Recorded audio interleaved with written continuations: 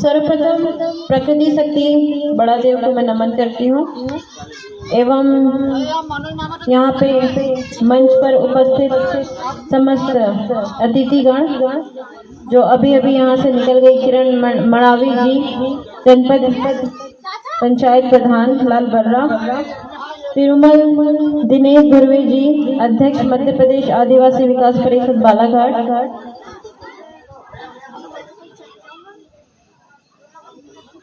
तिरुमल रमेश टेकाम जी, अध्यक्ष Birsa brigade, Tirumala Shri S Kumre संरक्षक कटंगी, रंगलाल मड़ावी जी,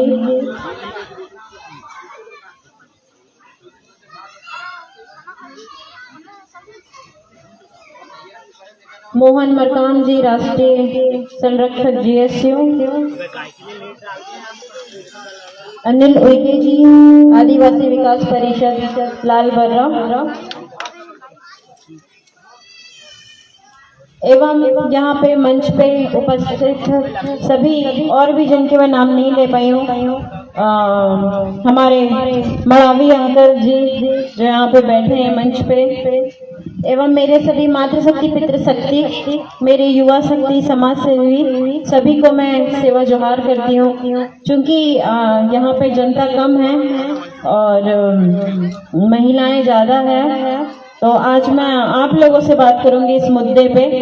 जनता भी सुन रही है कि आखिर हम लोगों के बीच में भी कुछ चर्चा होना चाहिए जो कि बेहद जरूरी है। जैसे कि मैंने अभी आपकी कुछ बातें सुनी, अभी मैडम ने कह के गई जो हमारी जनपद अध्यक्ष है, उनकी भी मैंने बातें सुनी।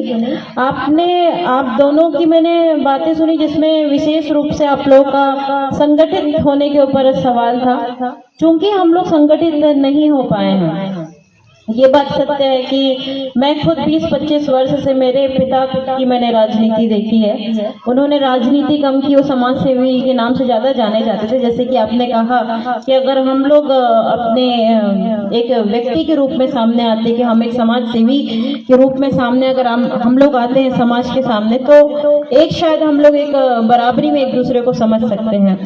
तो वाकई में आपके विचार बहुत उम्दा मैं बोल सकती हूँ इसको कि हाँ, कि अगर हम लोग अलग अलग संगठन में हैं या अलग अलग पार्टी में हैं, लेकिन इसके लिए भी बहुत जरूरी है कि हम लोग उस संगठन, उस पार्टी की महत्ता को समझें। जिस वजह से आज हम लोग जाने जा रहे हैं, जिस संगठन ने या जिस पार्टी ने हमें हमारी पहचान दी है, हमें इस काबिल लाया मंच में, और उस संगठन की वजह से अगर आज हम लोग यहाँ पे इस मंच में खड़े हैं, क्योंकि अगर वो पार्टी नहीं होती, वो संगठन नहीं होते, तो हमें यहाँ सुनने वाला कौन था?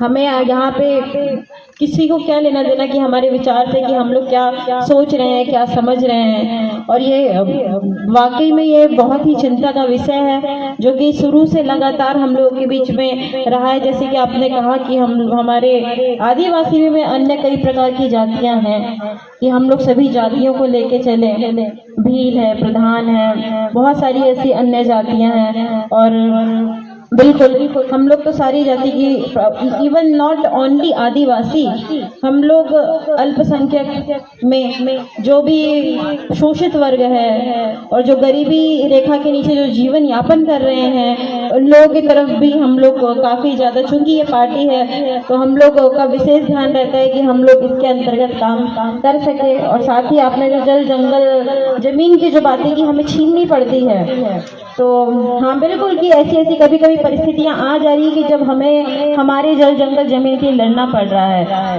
लेकिन इस बात में भी कोई दोराहे नहीं है कि हम यहाँ मूल निवासी हैं, हम यहाँ के जन्मे हैं। हमारी भाषा इस देश की सबसे पुरानी भाषा, सर्वप्रथम इस्तेमाल की जाने वाली भाषा है। और जल जंगल जमीन हमारा जन्म सिद्ध अधिकार है, जिसमें सिर्फ और सिर्फ केवल मूल निवासी का अधिकार है, और ये सिर्फ हमारा है और ये हमसे कोई छीन नहीं सकता। ये हमारा है और आगे भी हमारा रहेगा, इस बात में कोई दोराहे नहीं है। और आप सभी लोग जो यहाँ पे उपस्थित है, मेरी माताएं बहनें, सभी को जल्दी घर जाना है। उन लोगों को इतना अभी शायद बारिश मौसम खराब होने की वजह से सभी का घर की तरफ निकलने वाले हैं, इसलिए आज मेरे को एक बहुत अच्छा मौका मिला कि मैं आज अतिथिगढ़ लोगों से बात कर सकूं, क्योंकि मैं ज्यादातर जनता लोगों से बात करती हूँ। और साथ ही हम लोगों ने अगर संगठन है, मैं बिल्कुल आप लोगों को ये बोलना चाहूंगी, क्योंकि मुझे इस आंदोलन में जुड़े लगभग 1.5 वर्ष हुए हैं और इन 1.5 वर्षों में मेरा अनुभव रहा है कि जो मैंने देखा है, मेन संगठित नहीं हो पाना। संगठित नहीं हो पाना का एक सबसे बड़ा ये रहता है, जैसे कि आपने कहा सत्यभील जी की अपनी कहानी बताई कि उनके अपनों ने उनको हरा दिया। ये बेहद सत्य बात है कि अगर हम लोग भी, अगर हमारे समाज में कोई आगे बढ़ रहा है, अगर आपको दिखता है कि कोई व्यक्ति आगे बढ़ रहा है, तो हमें बिल्कुल कोशिश करनी चाहिए कि हम उसको और आगे लेके जाए। हमें एक राजा चुनना पड़ता है और राजा एक ही होता है, चाहे वो ब्लॉक से हो, चाहे वो गांव से हो, चाहे वो ग्राम से हो, चाहे वो कोई विधानसभा से हो, चाहे वो लोकसभा से हो, चाहे वो प्रदेश से हो।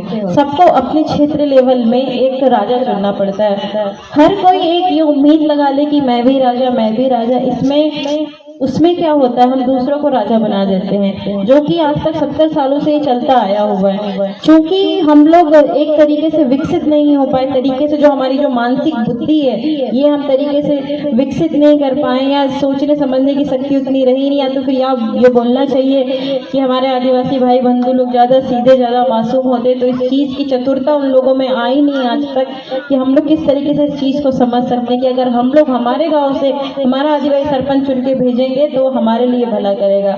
लेकिन यहाँ पे ये होता है कि घर घर के भाई भाई लोग लड़ने लगते हैं। इसका विपरीत प्रभाव हमारे समाज पे पड़ता है, जो 70 साल से आज तक हम लोग ये सहते आए हैं। और ये आज तक 70 सालों से कांग्रेस भाजपा हमारे ऊपर राज करते आई और हम लोग आज तक उनकी गुलामी करते आए। लेकिन अब स्थिति विपरीत है।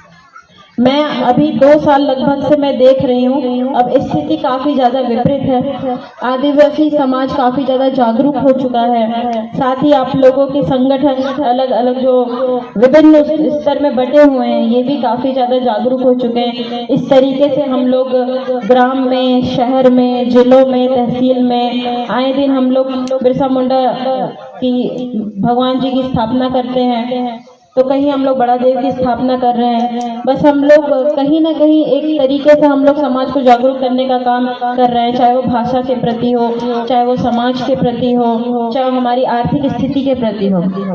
लेकिन इसमें सबसे बड़ा विषय हमारा एक राजनीतिक सत्ता का भी होता है।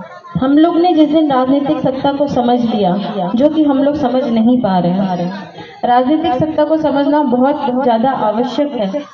हम लोगों ने बहुत कोशिश की है कि हम लोग संगठन में बटेंगे, हम सिर्फ समाज के लिए काम करेंगे, हमको राजनीति से कोई लेना देना नहीं है, हमको उस रास्ते जाना ही नहीं है, हम तो समाज के लिए समाज। बिल्कुल जो राजनीति, अगर जैसे कि अगर मैं आज राजनीति कर रही हूँ, तो इसका मतलब ये नहीं कि मैं सिर्फ राजनीति कर रही हूँ, समाज के लिए समर्पित मैं भी हूँ।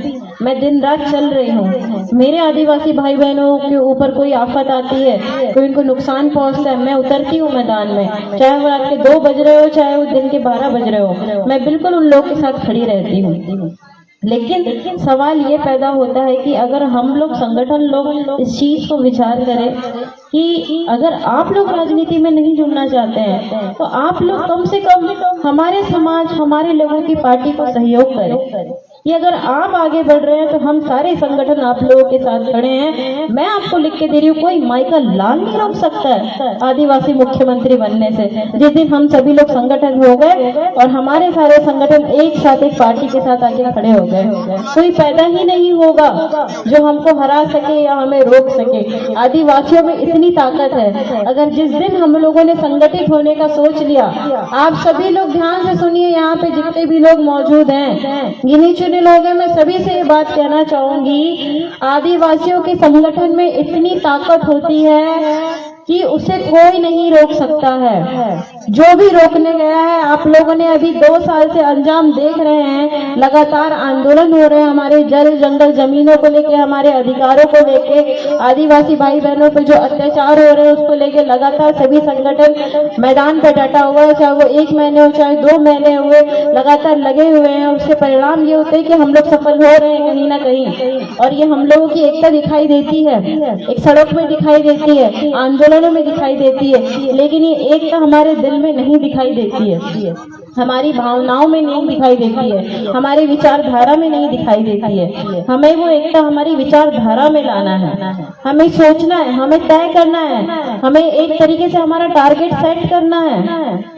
हमें सोचना है कि अगर आपको लालबर्रा से बालाघाट जिले से आरक्षित सीटें होती है, सब कुछ होता है, लेकिन सवाल ये होता है कि अगर भाजपा कांग्रेस से विधायक सांसद चुन के जाते हैं तो एक तरीके से गुलामी कह जाते हैं। अभी आप देख लीजिए कि भाजपा की किस तरीके से नीति चल रही है। आधुनिकीकरण के नाम पे आदिवासियों की जमीनें किस तरीके से छीनी जा रही है, बड़े उद्योग बनाए जा रहे हैं, फैक्ट्रियां बनाई जा रही है और बड़े बड़े मॉल्स बनाए जा रहे हैं। लेकिन सवाल ये है कि उन लोग ये प्राइवेट बना रहे हैं जिसमें हमारे युवाओं को रोजगार नहीं मिल पा रहा है। रेलवे प्राइवेट हो चुके हैं, सारे सरकारी संस्थान प्राइवेट हो चुके हैं जिसमें रोजगार नहीं मिल पा रहे हैं। तो ये सारे सवाल उठाने के लिए कौन होगा विधानसभा लोकसभा में? क्योंकि जो आरक्षित सीटों से जो चुन के जो विधायक और सांसद जा चुके हैं वो तो उन्हीं के पार्टी के। सवाल करने वाला कौन है?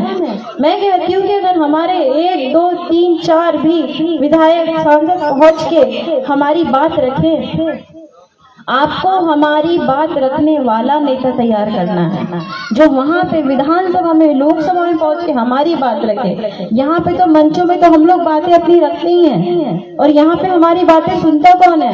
बड़े बड़े न्यूज चैनल भी हमारी बातें नहीं छापते हैं, कोई पेपर में नहीं छापने वाला है कि यहाँ पे क्या हुआ है क्या नहीं हुआ है। ये बहुत ही गर्व की बात है कि आज वाराटोला में पिपरिया में इतना बड़ा आयोजन हुआ और यहाँ पे मैंने बिरसा मुंडा जी की जो मूर्ति जो स्थापना हुई वो मैंने देखा और यहाँ पे जितने चलचित्र लगे हुए हैं हमारे सारे क्रांतिकारी वीर लोगों के, ये मुझे बहुत अच्छा देख के महसूस हुआ कि हम लोगों में इतनी जागरूकता होने के बावजूद भी क्यों 70 सालों से पिछड़े हुए हैं, क्यों आगे नहीं बढ़ पा रहे हैं समाज में आगे। सामाजिक धार्मिक रीति रिवाज हर चीज में सबसे अव्वल अगर कोई है तो वो हम लोग हैं।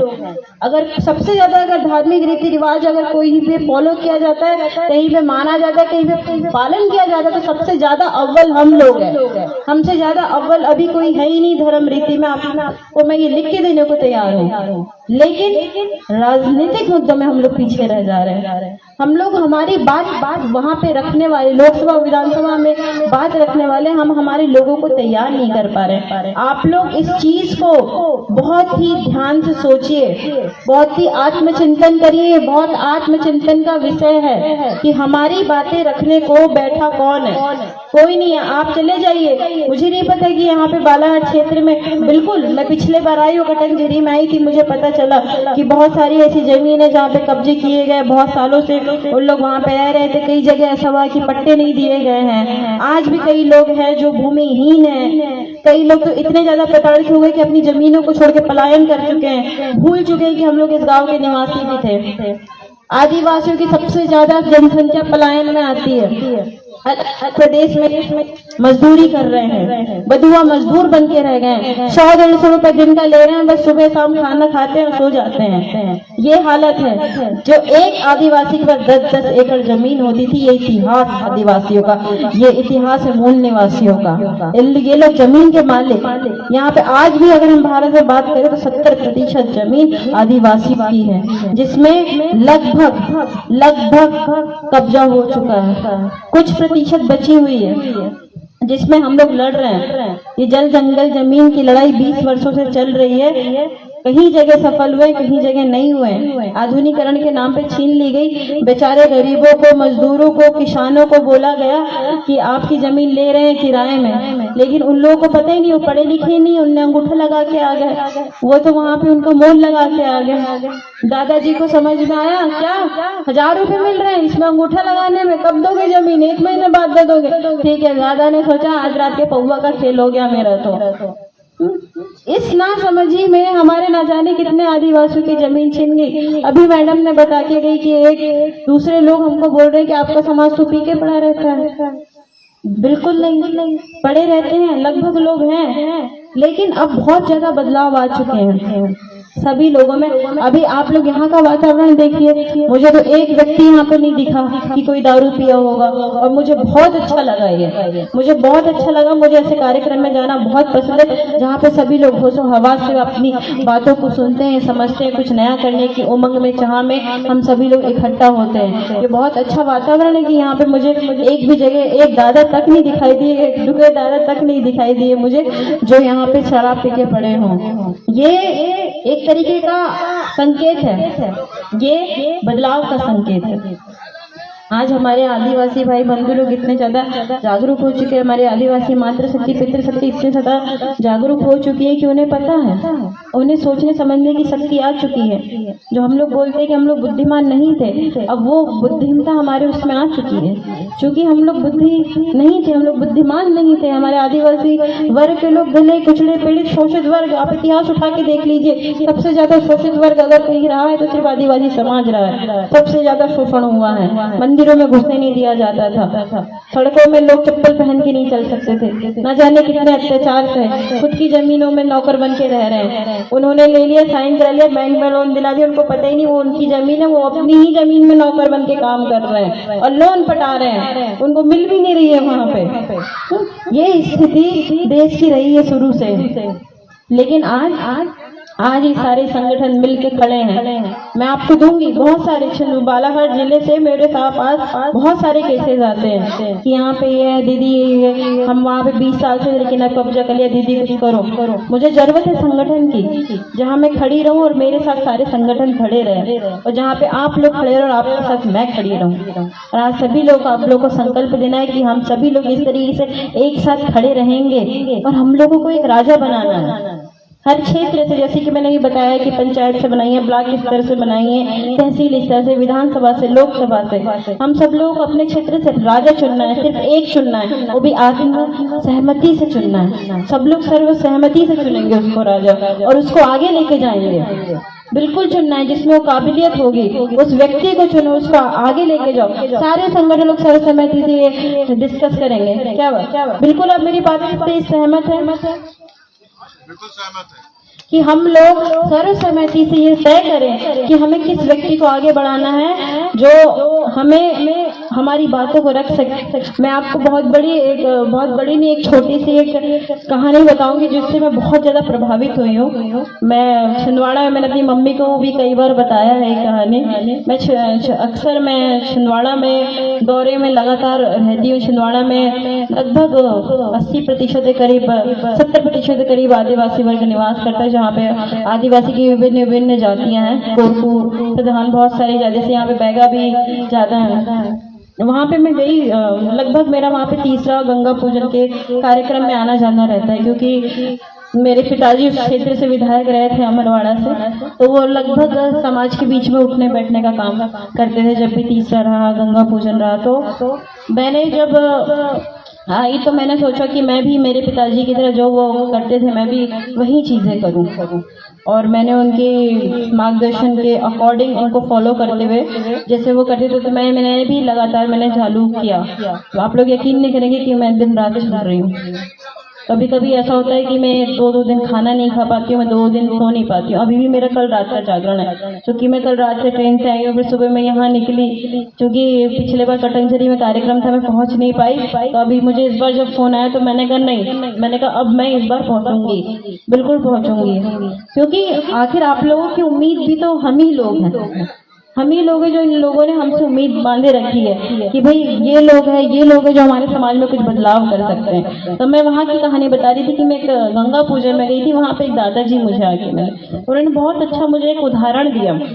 उन्होंने मुझे बताया कि एक बार एक गांव में एक राजा था, उसने कहा कि तुम अपने गांव से एक व्यक्ति चुन के दो, मैं तुम्हारे गांव का उसको मंत्री बनाऊंगा, जो तुम्हारे गांव की सेवा करेगा और तुम्हें किसी चीज की कमी आने नहीं देगा। ऐसा राजा ने गांव वालों से कहा। तो अगले दिन, और उसने कहा कि वो व्यक्ति को चुन के तुम मेरे महल भेज देना। अगले दिन जब राजा देखता है कि पूरा का पूरा गांव उठ के उसके महल आ जाता है, तो उसने बोला कि मैंने तो किसी एक को चुनने के लिए कहा था, भाई ये सारे लोग कैसे आ गए? तो सबने कहा कि हमको बनना है, हमको बनना है। तो उसके महल में एक कुआं था, उसने बोला कि आप सभी लोग इस कुएं में उतर जाइए और जो सबसे पहले ऊपर आएगा मैं उसे मंत्री बना लूंगा। उसने सब लोग को कुएं में डाल दिया। 2-4 घंटे गुजर गए, 1 दिन 2 दिन गुजर गया, कोई भी कुएं से नहीं निकल पाया। उसका जो व्यक्ति चढ़ना चाहता था पीछे वाला तो खींच लेता था, जो व्यक्ति चढ़ता पीछे वाला खींच लेता। तो वो राजा ने परेशान होके आखिर दूसरे क्षेत्र का मंत्री उस गांव में बना दिया। तो ये कहानी है हमारे समाज की कि जो व्यक्ति आगे जाना चाहता है उसको हमारे ही लोग खींचते हैं, टांग पकड़ पकड़ के आगे नहीं जाने देते हैं, क्योंकि उन लोगों के अंदर कहीं ना कहीं एक तरीके की भावना रहती है कि भाई ये क्यों, मैं नहीं। हमें ये देखना पड़ेगा कि जनता के अंदर किस व्यक्ति की चाह है, जनता किसको चाहती है। जैसे अभी यूपी में चल रहा है, यूपी मांगे चंद्रशेखर रावण, अभी चल रहा है चंद्रशेखर रावण। यूपी में भीम आर्मी का व्यक्ति, लड़का, युवा बढ़िया काम कर रहा है वहाँ पे। मैं तो सैल्यूट देती हूँ ऐसे युवाओं को जितने दिल से लगे हुए, एकदम पूरा जीवन समर्पित करके रखा है और उसने इतना गजब का माहौल बना के रखा है। अभी भोपाल में महासभा का जो ओबीसी महासभा का जो आंदोलन होना था, वहाँ पे एक चंद्रशेखर रावण के आ गया, पूरे भोपाल छावनी में तब्दील हो चुका था। ये कहानी थी। तो हमें भी कहीं ना कहीं मध्य प्रदेश में अगर वहाँ पे नीली क्रांति फैली है, यूपी में तो हमें मध्य प्रदेश में पीली क्रांति फैलानी है। और स्थिति है कि यूपी में एक दिन चंद्रशेखर रावण मुख्यमंत्री बन के रहेगा, नीली क्रांति वहाँ पे ऐसी छाएगी। और हमें मध्य प्रदेश में यही क्रांति लानी है, हमें हमारा आदिवासी मुख्यमंत्री बनाना है। तो सभी जगह में हम देखा जाए तो कहीं ना कहीं एक, अगर प्रदेश में कोई जिले में कोई ज्यादातर अगर समाज के लोग निवास कर रहे हैं तो भागीदारी उनकी होनी चाहिए। जिसकी जितनी बोलते हैं भागीदारी उसकी इतनी हिस्सेदारी वाली कहानी होती है। और मैं आप सभी संगठन वालों को यही बोलना चाहूंगी, मैं आप लोगों को विशेष GSU कि यहाँ पे मरकाम जी बैठे हुए हैं, संरक्षक जी बैठे हुए हैं। बिल्कुल आपके GSU बहुत अच्छे से काम कर रही है। उन लोग भी मैं देखती रहती हूँ लगातार उनके वीडियोस वगैरह, और ऐसा नहीं है मैं भी रहती हूँ तो मेरे साथ भी उन लोग हर जगह खड़े रहते हैं। लेकिन कहीं ना कहीं एक जो छोटे लड़के हैं उन लोगों से गलतियां हो रही है, जो हमारे बड़े बुजुर्गों को समझ नहीं पा रहे हैं उन लोग। लेकिन हमें इस चीज को समझना है कि अगर ये लोग 20-25 वर्ष से इसमें लगे हुए हैं तो हमें उनके मार्गदर्शन के हिसाब से काम करना है। बिल्कुल हमें उनकी इच्छा के अनुसार उनके साथ बैठ के कुछ चर्चा करनी चाहिए, क्योंकि 20-25 वर्षों से यही लोग थे जो आज तक हमारी धर्म संस्कृति को जगा के रखा हुआ है। हम लोग तो अभी आए हैं, ये लोग तो बेचारे 20-30-40 वर्षों से संघर्ष कर रहे हैं, संघर्ष करते बूढ़े हो गए, और उनको एक सम्मान मिलना उनका अधिकार है। हम बिल्कुल हमारे बूढ़े बुजुर्गों का सम्मान करते हैं। तो हम सभी संगठन वाले आज निश्चित रूप से यहाँ पे इस बात का भी संकल्प लें कि जिन्होंने इस आंदोलन में, चाहे वो हमारे धर्म संस्कृति की हो या हमारे समाज की हो, हम बिल्कुल हमारे बड़े बुजुर्ग जिन्होंने इस समाज में जो योगदान रहा है बिल्कुल उनको बुलाएंगे, उनको सम्मान देंगे। कहीं कोई कार्यक्रम हो रहा है तो उनको सर्वप्रथम वहाँ पे सबसे पहले उनका स्वागत किया जाए, क्योंकि वो हमारे बुजुर्ग हैं, हमारे बड़े हैं, हमारे लिए एक तरीके के भगवान की तरह है। मैं भी जब यहाँ पे इस आंदोलन में आई तो बिल्कुल हमारे जितने भी मेरे पापा के परिचित के लोग थे जिनके साथ उठा बैठा करते थे, मैं इस बारे में पता करती रहती हूँ कि कौन कौन से किस ने कितना वक्त बिताया है। तो मैं उन लोगों के साथ बैठती हूँ, चर्चाएं करती हूँ, और ऐसे ही करके मैं धीरे धीरे आगे बढ़ रही हूँ। और मुझे ऐसा लग रहा है कि मैं सफल भी हो रही हूँ। मुझे बहुत अच्छा रिजल्ट भी दिखाई दे रहा है इसका, कि हर जगह आज आपने बालाघाट जिले में बुलाया मुझे कल वहाँ पे सीहोर जिले में पहुँचना है, उसके पहले मुझे हरदा जिले में बुलाया गया, आने वाले समय में मुझे अभी देवास से बुलाया जा रहा है कार्यक्रम में। और अभी रिसेंटली सभी जगह ऐसा हो रहा है कि लगभग सभी जगह से एक वो उम्मीद दिखाई दे रही है कि दीदी आपको यहाँ भी आना है, दीदी आपको यहाँ भी आना है, दीदी आपको यहाँ भी आना है। तो लोगों में एक तरीके की जागरूकता आ चुकी है कि अगर आप लोगों के अंदर वो जुनून है, वो जज्बा है कुछ कर दिखाने का, तो आप लोग आज सभी लोग यहाँ से ये सोच के जाएंगे कि हमें 2023 में कुछ परिवर्तन लाना है, हमें उस गुलामी से बाहर निकल के आना है, और हमें हमारा खुद का राजा चुनना है, वो भी संगठित होके। मैंने आज बहुत ही मुद्दों की बात की हो, चूंकि मैं जनता से लगभग बेरोजगारी, हमारी जमीन, जंगल की लोगों के मुद्दे पे ज़्यादातर बातें होती, चूंकि आज मेरे मंच पे अतिथिगढ़ से बात हुई। और मैं बिल्कुल चाहूँगी जो भी जिन्होंने भी मेरी वीडियो बनाई है वो शेयर करें ज़्यादा से ज़्यादा, ताकि हमारे सभी संगठन वाले इसको देखें और इस बात को समझे कि हमें एकता की कितनी ज़्यादा ज़रूरत है। और अगर हम लोग एकता में, एक ही धागे में अगर हम सभी लोग पिरो दिए जाते हैं तो हम लोग निश्चित ही बहुत अच्छा परिणाम लेके आएंगे। इसी के साथ अपने शब्दों को मैं यहीं पे विराम दूंगी और मड़ावी जी को बहुत बहुत धन्यवाद दूंगी कि उन्होंने मुझे यहाँ बुलाया। तो सभी को सेवा जोहार।